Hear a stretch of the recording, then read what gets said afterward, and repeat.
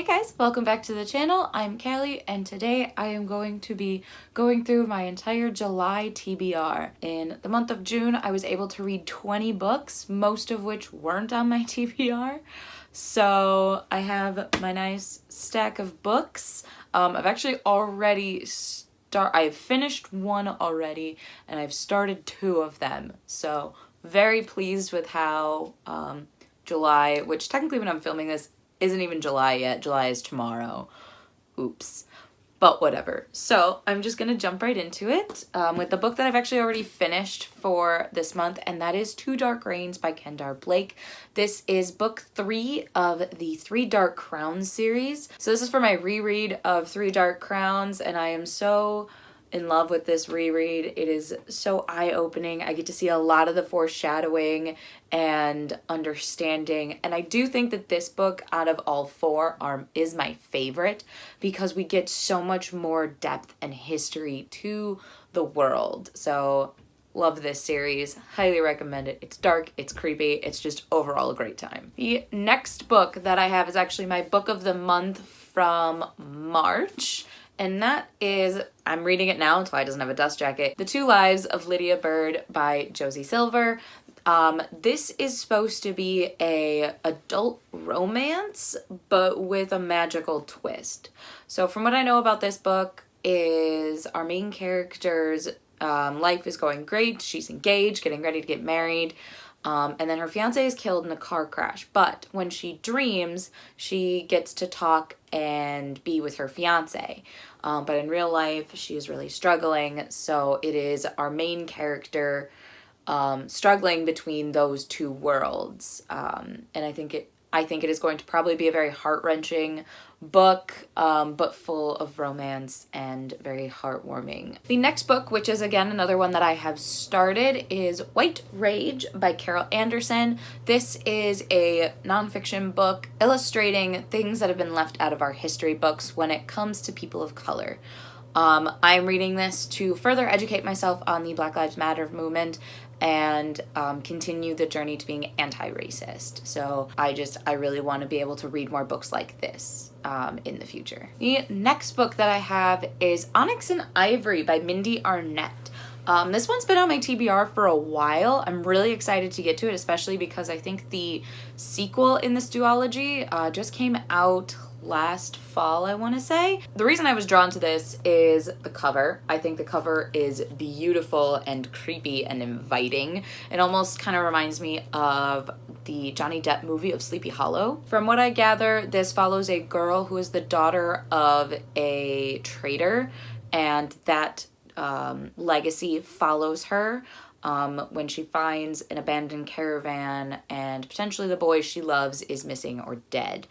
So I'm interested to see where this story goes. It's about all I know about it, but I love the trope of bad legacies following a child. So very similar to Nevernight, where Mia's father was a traitor. I'm really excited to see if this gives that same sort of revengey Monte Carlo kind of vibe. The next book that I have on this list is Splendor by Godbersen. This is the final book in the Lux series. If you've been watching a couple of my wrap-ups and TBRs, I have been trudging through this series and I'm actually kind of excited to finally finish it. These ones take me like a day to read. They're very quick, very easy. This is Gossip Girl in 1900. I haven't really liked any of the books, but I am a huge sucker for finales, so I'm interested to see if I'll actually enjoy this one. The next book is my May Owl Crate book, which was Incendiary by Zoraida Cordova. I am so excited for this book. This book follows a girl who's basically kidnapped by the king when she was a child because she has this memory power, and so she's basically the royal torturer, and I think that is so unique and interesting.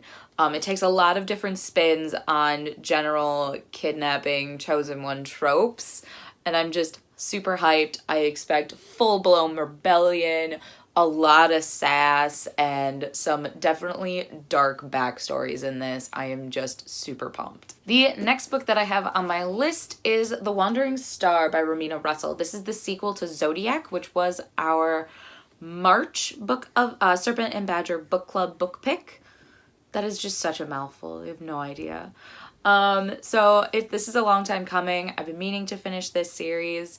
So I'm excited to get to book 2. I think this series has a lot of potential to be really good. So I'm very excited. This series follows Ro, who's from the planet Cancer, and each of these planets exhibits the sign in which they live in. So she is a Cancer, is very motherly, very nurturing, and lots of bad things happened at the end of book 1. So I'm interested to see where our plot is going to go because I have a lot of theories. The next book that I have picked for the month of July is Everless by Sara Holland.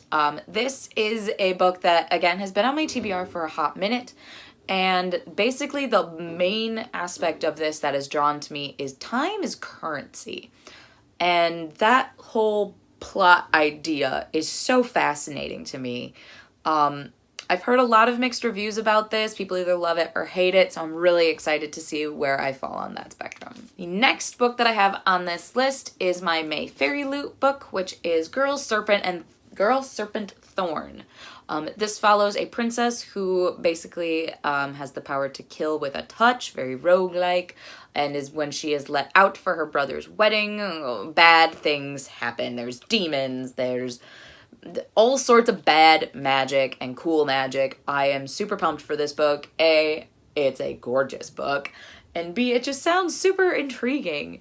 And I have a feeling, I've heard nothing but great things about this book, so I have a feeling this is going to play a lot on really used tropes, but in a new and fresh way. Next on this list, I have Winter Glass by Lexa Hillyer. This is the sequel to Spindlefire, which I read in June. This is a duology, so I'm really interested to see where this is going to go, especially with how Spindlefire ended. It left a lot of things open to interpretation. I'm hoping we get some of our answers. I'm hoping we get a lot more of that fae magic that we got in book 1. This series is a Sleeping Beauty retelling, which it's almost, to me, Sleeping Beauty meets Frozen. And I use Frozen because of that sisterly bond that Frozen is known for. That has a lot of those aspects in this book. Next is book 4 in the Fallen Kingdoms series, which is Frozen Tides by Morgan Rhodes. I have been loving this series. This is a very YA Game of Thrones, and it is so good and so just enticing. They're very quick reads, but they are chock full of action and plotting and political intrigue and just so many things that I love in a fantasy book. Next is Ungodly by Kendare Blake. This is the final book in the Goddess War trilogy.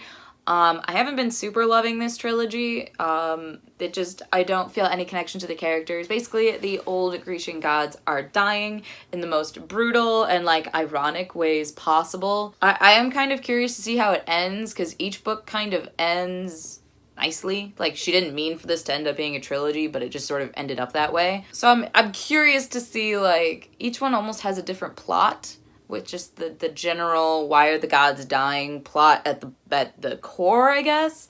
So interested to see how this is gonna wrap up. Next on this list is The Poppy War by R.F. Kuang. I have been dying to read this book. I have heard so much praise on this, and basically from what I understand, it is a Mulan inspired story where a girl goes off to basically this fighter's school and just excels. I don't know if it's because of magic. I don't know if it's because of the Chosen One things. I have no idea. But I love a good Mulan retelling. Spin the Dawn was one of my favorite books of last year. So I'm really hoping that this one has the same, if not higher energy than that one. And the last book on my official TBR is our Serpent and Badger book club pick for July, and that is Given to the Sea by Mindy McGinnins. This is a story about a girl who was born to die. So this girl, Kosa, it was basically born to be the sacrifice to the sea. However, she doesn't want to be sacrificed, so she flees. And thus our story continues. So I'm really excited. We actually got to meet Mindy McGinnins a couple months ago, and she was very passionate about this story and very sad that this story is not more popular of all of her books. This is her only fantasy series. So we're all really excited to dive right in and get a feel for how she writes a fantasy instead of a contemporary. So that is my official TBR. I have one book on my hopeful TBR, and that is Kingdom of Copper by S.A. Chakraborty. I don't have this book yet. After I finished City of Brass, I ordered the entire series, so I'm waiting for those to show up. I really enjoyed City of Brass. I loved the culture and the history that was woven in. It is a retelling of 1001 Arabian Nights with Jinn and Deva and just so much really cool magic. I'm excited to get into book 2.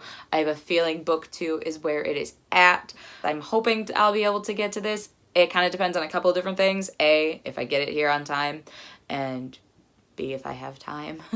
So really hoping to get to all of that. The other 2 books on my hopeful TBR is a reread, similar to what I did with the Mermaid Trials and the Mermaid Academy last month, and that is I want to reread The Cerulean by Amy Ewing, so that I can get to the sequel that released earlier this year, The Alcazar by Amy Ewing. This is a really odd story. I remember when I read it last year or the year before, whenever this book came out, that it is about a girl who lives up in a cloud that is tethered to the earth and must sacrifice herself to save the tether, but instead of the sacrifice going well, she falls down to earth. And then our adventure ensues. So I just found this story extremely weird and different, almost to the point of it was too different.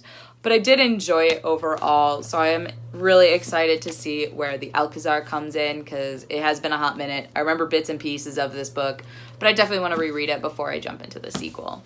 So those are the 3 books that I have on my hopefuls. Let me know what you're reading this month. If you've read any of these books, obviously please don't give me any spoilers, but let me know what you thought. I am always looking for new books to explore, so feel free to leave any recommendations down below in the comments. And that's going to be it for today's video. Feel free to like, comment, and subscribe to our channel. We post videos every Tuesday, Thursday, and Sunday. And I will see you guys in our next video. Bye!